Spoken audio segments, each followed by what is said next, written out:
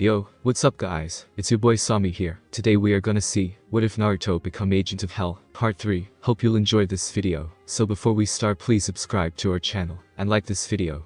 So let's get into the video. An Anbu body flickered in. I challenge you, you have no right taking my position as Hokage-sama's bodyguard.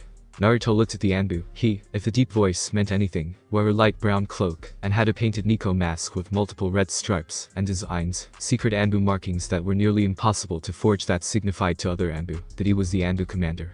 The blonde chuckled. I have every right, if the Hokage feels the need to hire a new bodyguard to protect him, then he must feel that you lack the ability to effectively do your job. Kurenai slowly got to her feet, brushing away the metnins that came to see if she was okay before leaving the arena, making her way up to the viewing area to watch the coming fight. I've guarded Lord Hokage for more than 20 years, before you were even born, the Anbu hissed. Naruto nodded. Then you must be a great ninja to have survived for so long, then he smirked, or a great coward. The Anbu growled. Even now you prove just how unfit you are for duty, getting jealous because you are being replaced on one of the, if not the most important job this village has. As a ninja you are expected to always keep calm and focused, yet here you are demanding to fight me over something you are clearly unfit to do. Naruto spoke in his dark tone, reaching around his shoulder and drawing his sword. Let's face it, you are part of the old breed, those trained, as fast as possible, to be thrown into the war. Your kind were never expected to live past their 20s, and yet here you are, your mind has been warped by the war. There's a reason that ninjas are trained until they turn 15. The only reason the old breed were sent out in their 10s was because of the need for manpower. His tone was darker and mocking. Numerous clans, small and large, were reduced to even smaller numbers. 10-year-old children were handed weapons and told to kill whoever the fingers of their masters pointed to. The sons and daughters of the Leaf died for the ideology of people like you, the ones who hide behind their desks, trading their swords for a pen, and their armor for a field report to sign off on, showing just how many of their comrades died because of some small reason. Naruto pointed the blade at the man. The Hokage is exempt from this though. He became what he did, not because of the glamour or the respect. He did it because his fellow ninjas needed someone to step up and lead them after the death of his sensei, and even then he didn't abandon the battlefield. What made him the legend he was, is the fact that he led his Leaf ninjas into the battle, losing sweat, blood, and tears alongside his fellow Konoha brethren. His eyes seemed to burn with a dark flame. Can you say the same? Well, you hide deep within the Anbu headquarters.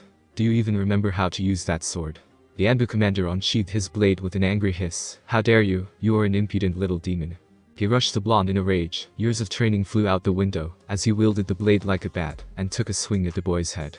Naruto ducked, weaving his sword around and cutting a moderate-sized gash along the man's thigh before kicking him back. First blood goes to me, he chuckled while flicking the blood from the edge. The Anbu growled, you monster, I'll kill you. Naruto watched with his usual toothy smirk as the Anbu ran at him again, his leg limping slightly as the gasp hurt with every step. The Anbu started to grin as he jumped into the air, his cloak fluttering wildly as the blade neared the blonde's neck. Then everything froze. The councils, as well as the Hokage, watched in veiled horror as blood splattered the ground. Sarutobi knew that the Anbu commander wouldn't like being replaced, but to think he'd take it so far was shocking. The Anbu watched with wide eyes as the blonde held the Anbu-issued katana within his grasp, the shiny steel blade buried deep into his palm, nearing the wrist without even a flinch. The boy's blue eyes glared into his own through the slits of his mask. The shiny sapphire eyes were no longer full of life, but full of something. It wasn't hate, but some sick, disgusting pleasure. Naruto licked his lips and leaned forward. Only a true man can kill a monster, a Konoha dog. He whispered, only loud enough for the man to hear. As the blonde twisted his arm, the Anbu screamed, finally noticing a sharp pain that seemed to burn like a fire in his lower chest. Looking down, he finally noticed that his body was being held off the ground, held up by the monster's sword that pierced his body completely, an inch or two poking out the back. Naruto cruelly twisted it again, and retook the katana from Anbu's grasp, flipping it around, and grabbing it by the handle. Under the terms of my contract, for the assault with intent to kill which falls in line with attempting to steal from or spy on me, I am well within my rights to do this. For attempting to steal my life from me you are condemned to death. With that, Naruto severed the man's head, slicing off the hood, as well as the masked head of the Anbu commander with said person's own sword. The body went slack, and he swung his sword aside, sending the headless body to the ground where it landed with a sick thud. Blood poured out of the stump, as well as the stab wound until the heart stopped just moments later. Everything was silent. The civilians were all pale, not accustomed to death like the ninjas were, who had watched the execution without flinching. Sarutobi momentarily mourned the loss, but got over it since Naruto was correct. Besides, he had suspected that he had been a spy for Danzo for a while anyway. Naruto, you have proven your strength before us. Congratulations, you've earned your place here, and our contract will be honored, he spoke in his official tone. Naruto looked up at the old man and grinned, giving a mock bow. "I eagerly await to wear my new symbol. I'm sure you'll agree that it's long overdue." The old man smiled. Indeed. Naruto turned and walked to exit the exam stadium, and lo, the Forsaken Sun hath returned, leaving a monster, but returning something more. It didn't take long after the battles for word to get out about the 4th Hokage's son being alive, nor did it take long for the spies all around the village to catch wind of said rumors and send the information back to their true lords. Many of the civilian clans, mainly the Haruno clan, known for their loud voices and pink hair, had started telling their children about the blonde in hope that they would pursue a relationship with the blonde, seduce him, and marry into his clan, so that their clan would go up on the social hierarchy. Suki Haruno, a member of the council who had witnessed the battles, cursed herself the whole way home for never realizing why Sarutobi had protected the boys so furiously. And Minato-kan was way too noble to ask another family to give up their child to be sent to the Kyuubi. She had been one of Minato's main fangirls before he married Kushina, and had given up hope of ever being close to him, as Kushina had gotten pregnant and would kill any woman trying to muscle in on the father of her child. Disheartened, she married into a successful merchant family, and quickly got knocked up, having her pink-haired princess Sakura 9 months later. She hated to admit it, but she was one of the main Naruto haters when the boy was growing up, urging her little girl to shun him, as well, mostly because her husband died during the Kyuubi attack. Thinking back, she saw all the time she could have rocketed her family to royalty, pushing Sakura to play with and be friends with the blonde. But her hate towards him stopped any chance of that, and the Hokage withheld the information about his lineage. Naruto had been so alone and so lonely that she knew that had she got the two together, Sakura would have been set for life. Even at the age of 5, Naruto had proven to be very loyal and loving to anyone who even acknowledged him in anything but hate. The Hokage was a prime example. No one could understand why he liked the little demon and would take the time out of his busy day to visit and take him out to ramen. He and the family at the ramen stand were probably the only ones to be nice to him in the whole village, and now look at what was happening. He was the Hokage's main bodyguard, and was probably doing something to repay the owner of that stand, as well as his daughter. Once she got home, and Sakura returned from training, she would have to nudge her from the Uchiha, and towards the Namikaze. The only reason Sakura liked the boy now was because of her anyway, so it couldn't be too hard to switch her focus. Besides, the Uchiha clan had fallen from grace, with Itachi murdering all, but Sasuke many around Konoha had started openly saying things like good riddance, because of their arrogance. Ninjas didn't care either because they would work hard to do something only for the Uchiha to steal it from them with just a look. Minato Namikaze on the other hand was loved. He was the last of his clan, rich, noble, and the Hokage to top it off. But the icing on the cake was the fact that he wasn't into superiority. He would look at you like an equal, and talk to you like a person. To be honest, when she learned that Kushina was carrying Minato's baby boy, she had hoped that her own child was a girl, so that she could get with him, or if not, she planned to seduce the boy herself. Suki stopped and looked at herself in the mirror. She wasn't ugly, and was blessed not to have received her family's curse of having a large forehead, unlike Sakura. Even after 9 months of stretch marks and stress, she had regained her thin figure, and would go to the gym every now and then with her friends. Sakura had often asked her how to stay thin, but refused to work out like she did, saying that it would take time away from her Sasuke-kun, and would make her look like an overly muscle freak. Suki had never taken the time to explain that you had to balance exercise and diet, because Sakura was too pig-headed to listen. Besides, she was trying to bag Uchiha, so it made up for it. But then she thought, if Sakura was too thick-headed and set into her ways, then curbing her from Sasuke to Naruto might be tougher than she thought. Turning around, she walked towards this nice little shop that she used to visit with her friends to pick out clothing made to excite men. Last time she checked, they also sold some lotions and scented perfumes that just made men hot and bothered. After all, because of that shop, Sakura was born a few years earlier than her husband had planned, not that she minded. The Ichiraku ramen bar had definitely seen better days. All those years ago when it first opened, being nothing more than a small street side vendor, Tucci sold his ramen to anyone who wanted a bowl. Soon more and more customers came, and after a year or two, he had enough money saved up to buy a small place just off Main Street, and changed the name from Ichiraku Ramen to the Ichiraku Ramen Bar. Over the following years he continued to make great ramen at affordable prices, making his ramen some of the best known for its perfectly balanced flavor and heavenly noodles. It was also known for winning the heart of his wife, a beautiful younger girl who quickly fell in love with him over a bowl of ramen. They got married, and continued to dominate the ramen-making business until she was forced to take it easily, not wanting to harm their baby she was carrying. But fate turned out to be a cruel mistress, for when she gave him a beautiful daughter who was named Aim, she died of heart failure not too long after. As it turned out, the ramen that had won him his lovely wife had also snatched her away from him. The stress and pain caused by childbirth proved to be too much for her heart to take, and caused it to burst, leaving no possibility of her surviving. He mourned for years, making sure his child ate healthy, so as not to follow in her mother's footsteps, using his money to put her through civilian school where she, in her teens, unsurprisingly developed her father's love for cooking, and started helping him after school, and on weekends. But before that the Kyuubi attacked, when she was around 4. They were part of the lucky few civilians that were sent into shelters early, and stayed until the 4th had stopped the raging beast. When they exited they were shocked at the destruction, and weren't shocked to see part of their home destroyed, but seeing it up close hurt. The damage was fixed, but Tucci had to replace a lot of things. But despite that, he kept on working, serving any hungry soul who sat at his bar. Then one day he saw the little blonde child sitting on one of his stools looking hungry. He saw the birthmarks, and instantly knew who it was, but unlike the others, who hated the boy, he found himself pitying the child, despite what he knew he held. Naruto moved the cloth curtains, and stepped in, looking around at the dark ramen bar, which used to be so bright and cheerful. Not because of the lack of light, but the lack of life. His movements were so quiet that the girls sitting behind the bar never noticed him walk in, reading a thick textbook, while writing in a notebook.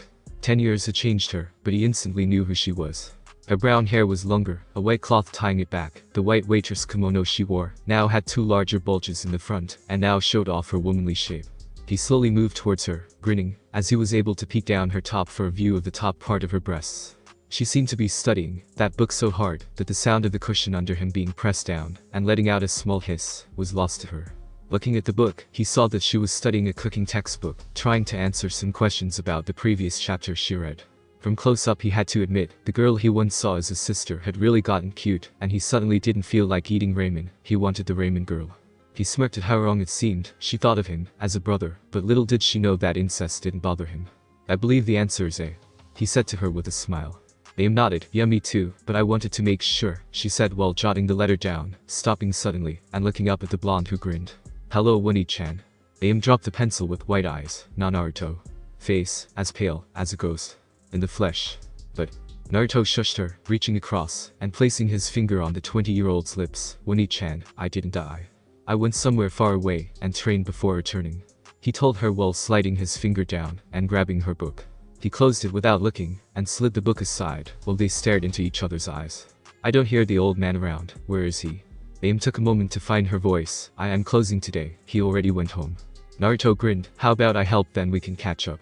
She agreed, and they closed down the ramen bar, closing thick metal shutters over the entrance, and locking it from the inside. Come on Naruto-kun, we can leave out the back, she told him, after tugging on the shutters to make sure they were locked. As she walked around the bar to go to the kitchen, Naruto grabbed her arm in a vice-like grip. Now Naruto, not so tight, she yelped, as he grabbed her.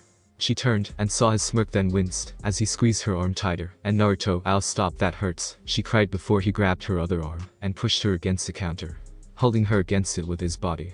You've really gotten pretty since the last time I saw you, he said while taking a deep breath of her scent.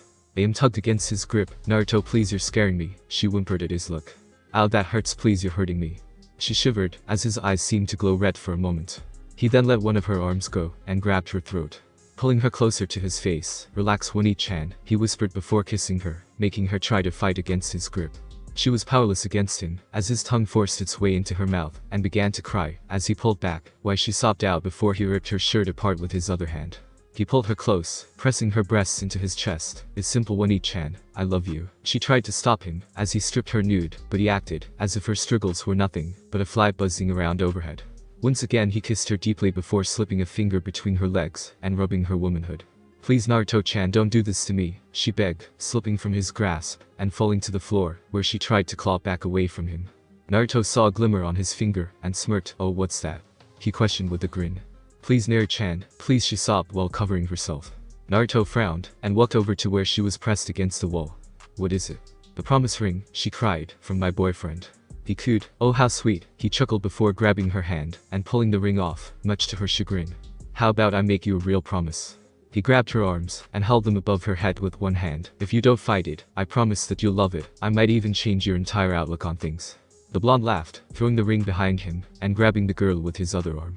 She started to scream, but he stuffed her ripped panties in her mouth, before tying part of her ripped kimono around her mouth to gag her, effectively her, as he stripped, and impaled her with his cock, making her scream into the gag, and cry, as her little brother raped her for hours, and hours with that damnable smirk on his face.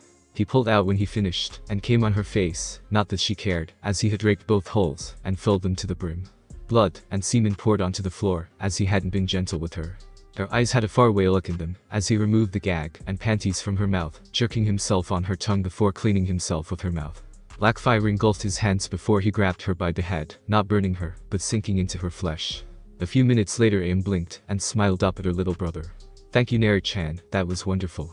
He smirked and watched her pick up the promise ring that her boyfriend had given her, and slipped it back onto her ring finger before kneeling in front of him. "Do you want me to finish cleaning you Naruto-chan?" she asked in an innocent tone. He nodded, and she got to work on licking her little brother's not-so-little cock, ignoring his cruel and evil laugh as she worked. After taking Aim to her home, taking her there like he had guard that time, Naruto set out to his family home somewhere between the Hyuga and Inuzuka clan's respective grounds. Hiruzen had told him where it was during the time they spent talking about the past and what had happened while he was away, but he had yet to really check it out and drop some baggage off before going shopping.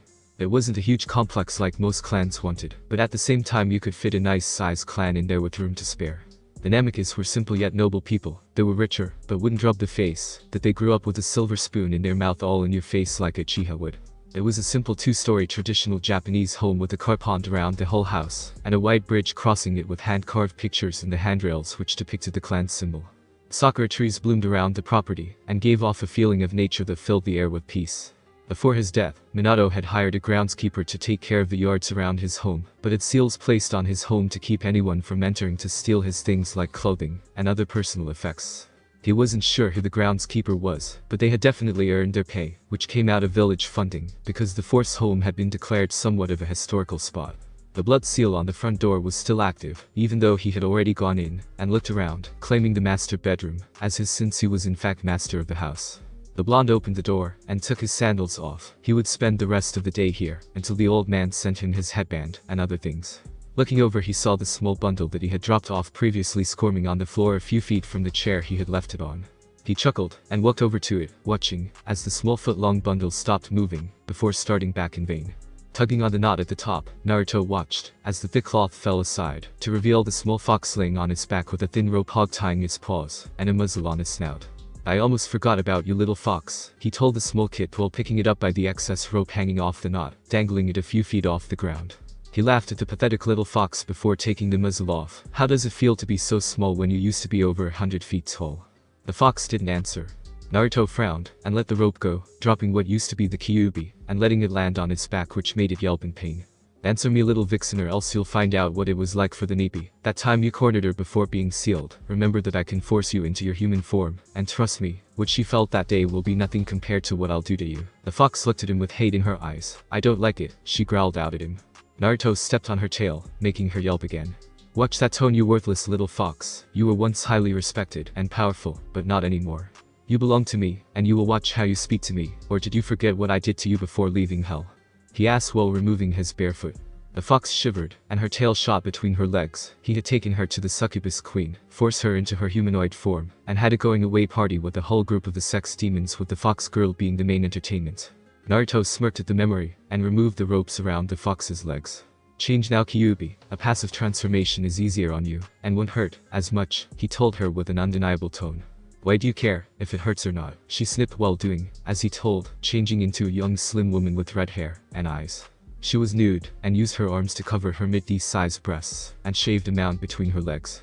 Naruto continued to smirk. "I don't want anything keeping me from fully enjoying my toy," he said while looking at her single red fox tail, and her two twitching ears. The blonde turned, and walked towards the stairs. "I'll be in my room. I expect you to hurry up, and clean yourself before joining me. The longer you wait, the harder I'll be on you," he said, finding his own sick joke amusing. Kyuubi knew she couldn't run, the slave bond ensured it. If she tried, she would be in the most intense pain she ever felt until she returned to him. She was trapped, and doomed to be his sex toy for all eternity. He would never free her or kill her, as long as he had control over her slave mark. He wasn't stupid. He knew that all he had to do was use it, and she would be paralyzed with a single thought. She almost contemplated killing herself, but she had accelerated healing, and made the act impossible. Besides, he knew necromancy, and would just bring her demonic soul back. Standing, she shuffled to go on, and found his bathroom, and started cleaning herself up before following her nose to find her master's bedroom. Kyuubi scuffled in front of the sliding door, and slowly knocked, inwardly hoping that he had fallen asleep, but accepted her fate when he called for her to enter. Sliding the door open, her tail wrapped around her to cover her bare bottom, and womanhood before turning, and closing the door, covering her chest with her other arm. The master bedroom was very spacious. The bed was large, ranging around 8 feet long, and 10 wide with white sheets, and a royal red conformer. It also had a matching canopy on top reaching up to the ceiling. This was obviously something that the woman of the family had wanted, as most had futon-style beds, while only a few families had this style of bed, raised off the ground, and all. The bed was placed against the wall in between 2 windows with matching royal red curtains, one of which was pulled open with Naruto standing in only a pair of pants, while looking out on his property while the sun was still up. Off to the side was another set of sliding doors. One was open, revealing a large walk-in closet with neat and organized racks of clothing. Next to that was a dresser with a bunch of picture frames facing down. Across from that was a large bookcase and a desk. The deck was stacked with papers and scrolls, while the bookcase barely had anything on it. Only 3 or 4 shelves had books, while a few others had more face-down pictures or little souvenirs that ninja liked to collect to commemorate missions or the loss of a comrade. Naruto didn't even turn to see his pet walk in. He continued to stare out at the land with a straight face. "I find it a weird little pet," he said after a minute. 10 years pass, and no matter how these things called humans change, they seem to always stay the same. He crossed his arms, and Kyuubi watched as the large pentagram on his back stretched and moved with his muscles. Had the situation been different, she had no doubt that the sight would have been a turn-on. Humans are like sheep, one of the only things that I could agree on with a holy being. Stupid creatures blindly following one another, uncaring about those that fall behind or the rare black sheep that is spawned. They need their masters to follow, or fall into anarchy, even if the chosen master is little more than another sheep. He snorted, and turned to her, eyeing her figure.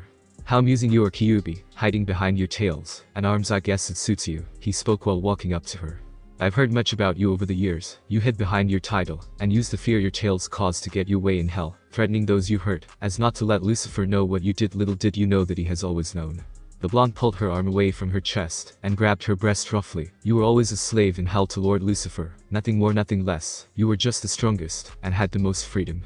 He walked around her, and wrapped his arms around to grab her chest with both hands. "You disappointed him by leaving your post, so when you were dragged to hell with me, he locked you in the deepest pit, and trained me to be him on earth." She was powerless, as he licked her neck. "Your punishment is fitting, I guess, the strongest slave in hell to the weakest slave on earth." He grabbed her nipple, and twisted, making her eyes fill with tears, as she screamed. "How does it feel?" he whispered into her ear after releasing her nipple, which seemed to throb in pain. "To know that you fell so far from grace that you very well might spend the rest of your immortal days laying on your back or bowing between my legs." A tear fell from the demon's eye. Nothing was a worse fate than to become nothing more than a pleasure slave.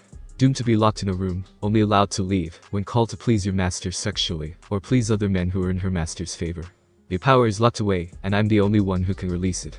"I would, but you can't be trusted," he said, switching to her other ear while still playing with her breasts. "I'm also not going to let you laze around while I'm gone. Maybe I can find someone willing to pay for your services." Her eyes widened in fear. He was planning on whoring her out to all sorts of strange men, possibly even women. "That way you'd be of some use, and that's well within the range of skills for a useless fucking whore like you," he hissed at her. Kyuubi was no stranger to sex, but being the great Kyuubi no Kitsune made it, so she was always in control.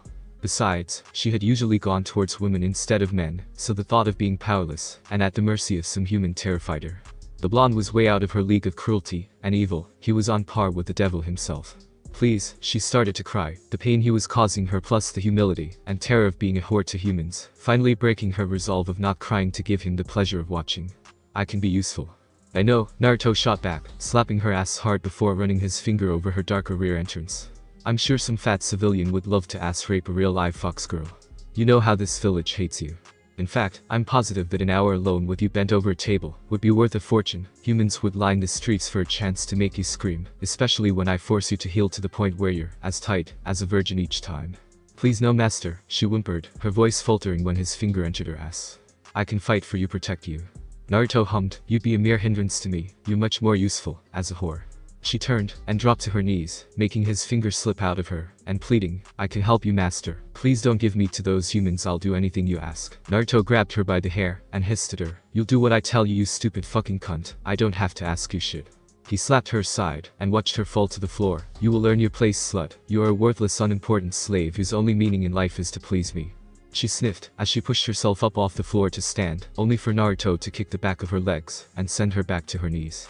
"Did I tell you you could stand, bitch?" He snarled at her. "You live one of 3 ways unless I tell you otherwise. On your back, bent over, or on your motherfucking knees. All you're good for is to fuck, and I have yet to see different."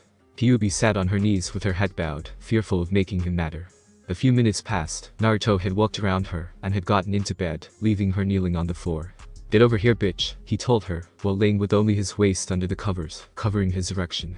Kyuubi crawled over. She did as he told her, crawling over and laying between his legs in the darkness of the covers. Grabbing his hard member, she jerked it a few times before licking him up and down, making him spread his legs to give her better access to do her job of pleasing him.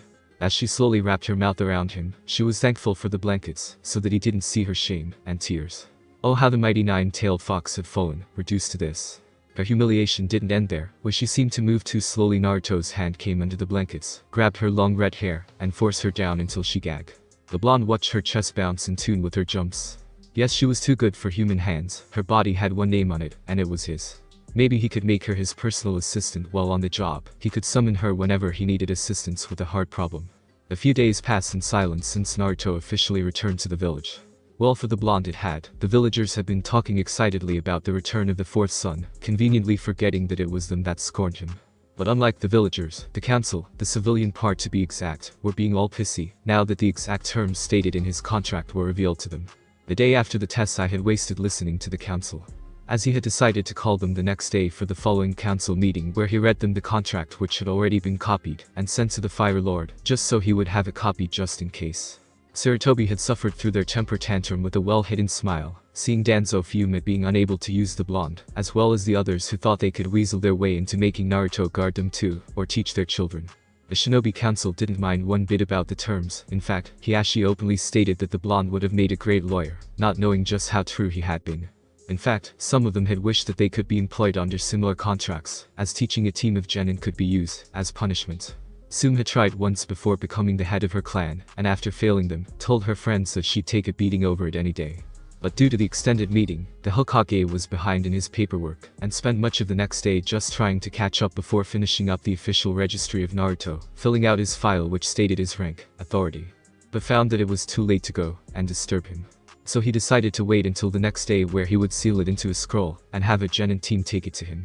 Speaking of which, Naruto lounged back on a lawn chair in his front yard wearing nothing but a pair of shorts and sunglasses, while holding a reflection mirror up in his lap, focusing the light and helping with his tan. The 3 days that he had been waiting had been somewhat productive. After waking up, he found Kyuubi kneeling at his bedside with a tray of breakfast waiting for him, and proceeded to eat it before leaving to take a shower. Knowing that the powerless fox was trying her best to kiss his ass, so he wouldn't go through with his ideas from the night before. Upon exiting the shower, she met him at the door dressed in a maid's uniform, while holding out his clothing, all of which had been washed and folded neatly. Throughout the day she continued to do things like that, cleaning his home, dusting the 16 years worth of dust off around the home, doing her best to cook him simple meals that didn't take a genius to make, and lastly, pleasing him whenever he wanted. Kyuubi found that whenever he took her, he was much more gentle with her than before, making the whole experience a lot more enjoyable. When he was in a good mood, he wasn't forceful or uncaring about how she felt, taking things slow and drawing it out as they went on. The fox walked out of the house wearing a bikini with a towel around her waist and carrying a tray with 2 glasses and a pitcher of lemonade on it. Compared to the first night, she was in paradise. Naruto, while still seeing her as his property, seemed to enjoy looking at her figure and told her that they would be sunbathing today. In her master's closet, Kyuubi found a bunch of women's clothing including swimwear that she was allowed to use, and had chosen to sport a red set with black swirls all over them. "Here you go, master," Kyuubi said submissively, her ears and tail hidden with what little of her kitsune magic was left. He took his glass and took a sip before placing it on a small table between them. The fox placed a pitcher, as well as her own glass, next to it before untying her towel and making a show of laying it out next to him on the grass, bending over and shaking her ass for her master before laying on her front and soaking up the sun. Naruto looked at her and hummed before going back to his tanning. Her little display did not affect him at all, but was nice to watch. "Why do we have to do this?" a voice complained from far off, the sound reaching both Kyuubi and Naruto's ears. Kyuubi looked at Naruto and saw that he wasn't moving and decided to follow his example. She saw him twitch, showing that he too had heard it, but wasn't worried. "Because you nearly made us fail the mission yesterday, Kiba," a woman's voice said, one that Naruto recognized from the test. "Kurenai, if he remembered correctly. And because of that, the Hokage has seen fit to give us this simple delivery mission." The boy sighed and grumbled as they walked a path leading up to the house. "Sensei, there's someone over there," a mousy voice said. The blonde saw 4 people, 2 being male and the other being female. The first was that lovely red-eyed lady who tried to beat him in Genjutsu, followed by an extremely shy girl who seemed to shrink inside her coat. The first guy is obviously an Inizuka, red Fang clan marks on both cheeks, and a white dog by his side. Beside him was a male wearing a large coat and sunglasses. The ninjas approached the pair. Kurenai saw her student ogling the Radid laying on a towel, and slapped him in the back of the head, as a drop of blood fell from his nose. Mr. Namikaze, the Hokage asked, that we deliver this scroll to you, she said evenly, while looking at the tattoo on his chest. Thanks, he drowned while accepting the roll of paper, and be mindful of what you look at, Mutt, you might regret it. Kiba scowled, but a stern glare from Kurenai made him back down. With her student temporarily pacified, the red-eyed woman turned back to the blonde. Also, I wanted to ask what did you use, was it felt so real? Naruto laid the mirror on his chest, and looked over his shades at the woman. It's a highly dangerous one that gives you a peek into the bowels of hell. It hinders your sense of perception, and causes your adrenaline glands to work overtime, giving you a rush that causes extreme fear and anxiety, making your chakra control fail to the point where dispelling it is near impossible. She started to say something. And no, I will not teach it to you. Only those of my family who show great promise and interest in Genjutsu will be allowed to learn it. Kurenai frowned. She wanted to be the greatest practitioner ever since she was a little girl, learning all that she could about the art. But from what she heard, pestering him like she did Anko that time would only cause her trouble, as it was possible that she could face jail time for trying to make him teach her. She watched as he lifted the mirror again, and leaned back before motioning for her students to get going. Their mission was complete, so now they could return and get paid. She would try and find a way to convince him later. They were ways down the road when Kiba scowled. Who does he think he is? He can't talk to us like he's better. Kurenai frowned. He is better, Kiba. He beat Guy into Jutsu, Kakashi in ninjutsu, then beat me with a single Genjutsu. After that he defended himself against the Anu commander, and killed him for attempted murder, all without a break between each fight. But he's a civilian, and we're shinobi, Kiba sneered. The woman huffed. He is a ninja, Kiba. He's now one of the highest-ranking jounin put in charge of protecting the Hokage, she told him, as they walked towards the tower. He only answers to the Hokage, and outranks nearly anyone else in the village. The genin crossed his arms, and frowned. Naruto opened the scroll, and found that it was a storage seal with a short letter above it apologizing for taking so long, and that he was now an official ninja of Konoha, and that he was to report to the Hokage, so that they could talk about his first mission. Unsealing the storage part of the scroll, a headband appeared in a puff of smoke, along with the standard green vest that everyone got regardless, if they wanted to wear it or not. He hummed, Kaiu, I'll be gone for a while, so just have lunch prepared by noon. Aim should be over sometime, to serve ramen since today is her day off. The redhead nodded, and stood up, yes sir. She then gathered her towel, and the tray before loading the glasses, and pitched up on it, and followed Naruto into the house, who had gotten a head start while she was cleaning up the stuff. As Naruto went upstairs, and got dressed, Kyuubi went into the kitchen, and started cleaning the stuff, placing the pitcher into the refrigerator, and washing the glasses, as best as she could with her limited experience. You wanted to see me?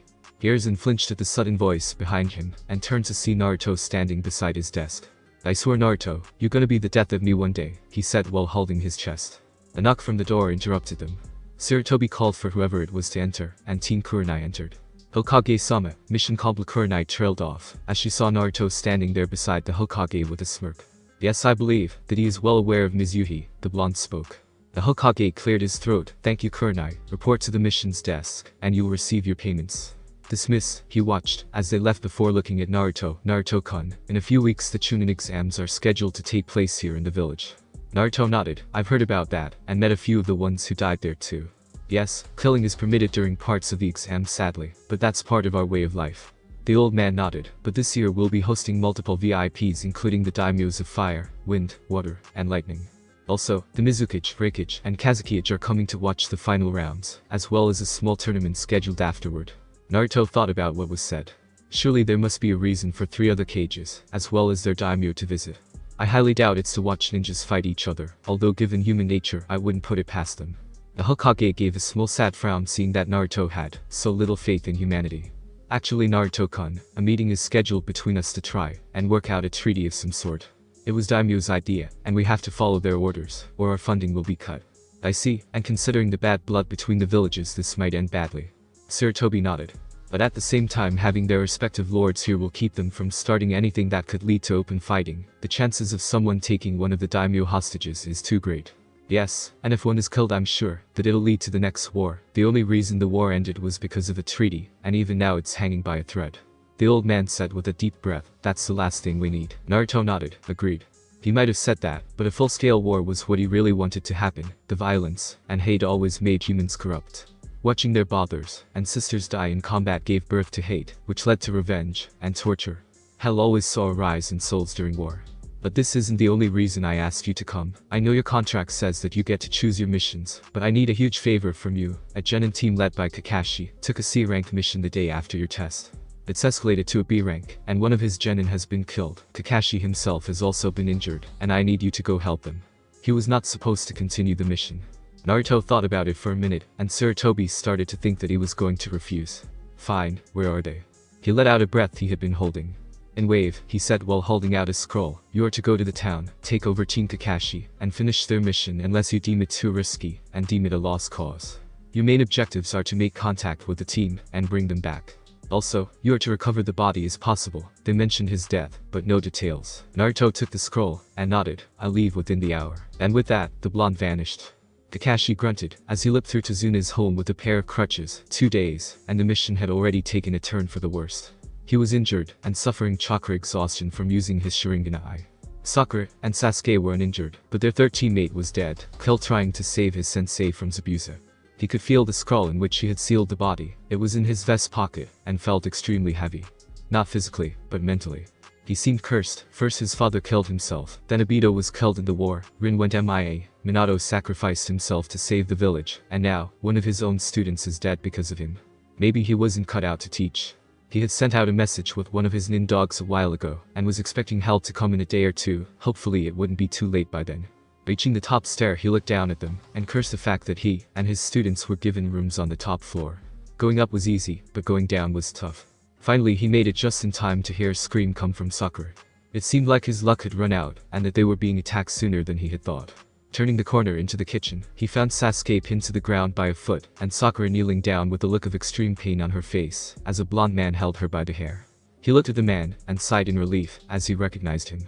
Naruto, the blonde looked over. Kakashi, the Hokage is most unpleased with your judgment, or should I say lack thereof. He looked at the man with a steely gaze, then at the two he held at his mercy, and now, I am unpleased with you, and their lack of training. Attacking a higher ranking officer, the same officer who, as of now, is taking over this cell by the order of the Hokage. Kakashi sighed, as Naruto pushed Sakura away, pulling a scroll from his pocket, and stepping over the Uchiha before opening, and holding it up to the crippled ninja for him to read. And, as the commanding officer, you are all ordered to pack your shit, and be prepared to leave first thing tomorrow morning once I see the situation for myself, and determine if this is a lost cause or not. You had no right to continue this mission, as it was deemed a failure once it escalated to a B-rank mission without the Hokage's approval. He glared at them, as both 16-year-olds got up to their feet, the pink-haired girl sniffing, and holding her hair, while the Uchiha glared at him. Who do you think you are? I'm Uchiha, an elite, you don't order me. He was stopped right there, as Naruto punched him in the eye, sending him to the floor. I am your commanding officer Uchiha. You will do, as you're told, or be punished for insubordination. I am not above beating you, and dragging your worthless ass back. You can't talk to him like that, he's Uchiha. Naruto whirled on the girl with a sneer. Like I give a shit, I'll talk to whoever I want however I want. Uchiha are nothing, but the name of a dead clan to me. Maybe you should open your eyes, and train some more, maybe then you'll amount to something other than a girl sent to sleep with men to spy on them. Sakura's eyes started to water, and she ran upstairs, followed by the Uchiha who glared at the blonde. Naruto then turned on Kakashi who gulped, and you Kakashi, what were you thinking? I've been here for good, well before they even noticed me sitting at the table. Your team has to be the most pathetic group of trash I've ever seen, do you even train them? One's a breeding emo, and the other's a wallflower who would rather drop to her knees, and blow said person before doing anything. He started to say something, babbling, as he started having flashbacks to when Minato was pissed at him. Save it, get your ass up those stairs, and pack. You have until morning till I decide rather or not to leave or stay. Kakashi nodded like a scalded dog, and hobbled up the stairs, passing a shocked Tsunami who had been standing around the corner just out of sight, but able to hear everything. Kakashi-san, what's going on? She asked, as he passed. The man sighed. I sent a message to the Hokage explaining the situation. Your father lied to us about the dangers, and after explaining it to me, we decided to continue. It seems like the Hokage wasn't too pleased with this, and sent another ninja to see what was going on, and find out if I made the right choice. What's going to happen? One of two things. If he decides that I made a bad choice in staying, we'll be forced to return to the village.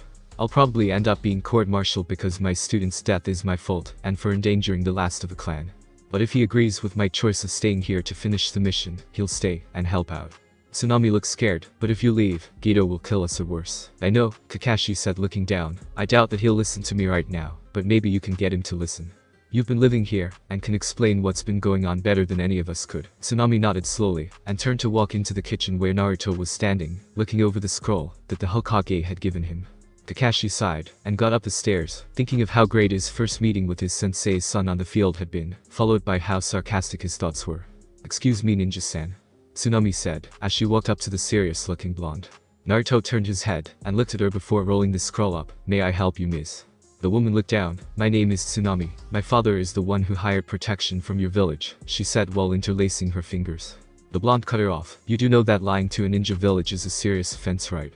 Not only that, but a genin has died because of it. Your father may face serious charges for lying to the Leaf Village. He may face jail time or even capital punishment for this." Tsunami gasped, covering her mouth with her hand. The blonde nodded. "Now, I am here, so I guess you could say investigate what's going on. How about we sit down? I'll be questioning you and your father to hear your sides of the story. Where is he anyway?" Tsunami looked to the side. "Sleeping ever since he came back. He's been drinking." Naruto nodded. "I see. I guess that would explain why he ignored the warnings you get while applying for a mission. Maybe now he'll just spend a few years in a jail." "Please," the woman started softly, "you have to understand, the whole village chipped in for this. Geto is killing us, and we barely have enough money to survive. We could only afford a C-rank mission, and had to lie. Please understand." "Normally things like this are overlooked," Naruto said, crossing his arms, "but a 16-year-old genin died. You can't overlook something like that." The woman dropped to her knees. "Please, my father isn't a bad man. Even if Geto doesn't kill us, he wouldn't last in jail. His bridge building is the only income we have, and my son is already suffering from his father figure's death." Tears fell down her cheeks as she pleaded, "We need help." None of the other villages would even consider it. "If you all leave, Geto would kill my father, and what he would his men would make me their slave." Naruto watched as she begged and pleaded with a blank stare. He could care less about this woman or about this town. "Please, I'll do anything." Or maybe Wave could use his help. Who could ignore a lovely mother like her who would do anything to save her town? He smirked, and the Tsunami saw it, making her shudder. "Anything you say?" he asked with a lecherous grin replacing the smirk. He had only stopped by the house to eat his lunch before leaving, and didn't get the chance to have dessert, with a side of fox. He had grown accustomed to sex every day whenever he wanted it, thanks to the lovely sex demons in the circle of lust, and having Kyuubi at his beck and call didn't help either. Tsunami wiped her tears, and saw his eyes lower to her pink and red top, and knew what he wanted. It wasn't the first time some man offered to do something for her, as long as she let him use her body or she did something for him. But unlike that time, she knew that the future of her family and town relied on this, so she nodded slowly. "Yes, anything." He chuckled. "How amusing. You're really prepared to go through with this." It wasn't a question, it was a statement filled with mocking laughter. "Show me." Tsunami closed her eyes, and slowly lifted her shirt, exposing her white bra that covered her slightly smaller mounts. "The bra, take it off." She slowly and shakily reached around her back, and unhooked the straps, removing the cloth, and showing her bare chest to the man while weeping in shame. "Mom, I'm home." A voice called from the back door, making the woman's eyes widen in fear. She stuffed the bra into her pocket, and hastily lowered her top before standing up, and wiping her eyes just in time for a young boy to walk in, ignoring Naruto, as he walked in. "I'll be in my room," he said, as he gave a small glare at the blonde leaning against the table, and walking upstairs. "So that's your son," Naruto said with his ever-present smirk. "Wonder what he'd think if he knew what you're about to do." Tsunami looked down in shame. "Please not here," she asked, not wanting her son or anyone for that matter to know what she was about to do to get the ninjas to stay. Naruto looked at her for a minute. "Fine, I wouldn't want anyone to walk in on us anyway," he told her before a clone appeared in a small plume of fire. "You know what to do," he told the clone, "and we're going to take a walk through the woods." Dara sat in her room and trembled as the toy inside her continued to do its work. All throughout the day it took all she was worth not to let anyone catch her panting and moaning during missions. The sand armor around her face was 3 times stronger than before to make sure her blush wouldn't show, or that her face wouldn't scrunch up as she neared her climax. The damn thing ran on excess chakra, and had yet to slow down at all. This training was near torture for her, and she found herself praying to her lord and master that he'd hurry back and stop this. Even the Tanuki wanted the man to return. His vessel was driving him madder with her internal screaming and panting. Tamari had tried to talk to her a few times, but the Redita always threatened her to leave. The blonde girl was worried. Gara was getting worse and worse in her eyes, always shutting herself up in her room, not even leaving to look at the moon at night anymore. And now, they were to go to Konoha in a few weeks to enter the Chunin exams. This would not end well. Kami and Shingami looked at each other. "Sister, this will not end well," the death goddess said, as fate walked away from them and returned to her own domain. The life goddess nodded. "Winnie-chan came to see us. Of course it won't. She stopped visiting a long time ago." I just wish she would give us better clues. I mean, all she said was that the time was nearing. With all the prophecies going on, as well as the coming war, I'm stumped. I wish Dad hadn't retired. He would know exactly what was about to happen. Yukio-chan, we only got parts of Dad's powers. You got life, I got death, and when Ii-chan got fate, of course he'd know. But the last I heard, he and Mom were off visiting Uncle Buddha. Smiled. I love Uncle Bud. He used to tell great stories. And I nodded. Always had a story to tell. Oh, and Kushina wants to go to the human realm to find Naruto. She would. Thanks for watching my video. Leave a like if you enjoyed my video, and also do consider subscribing to my channel for more awesome content. See you next time. Till then, sayonara.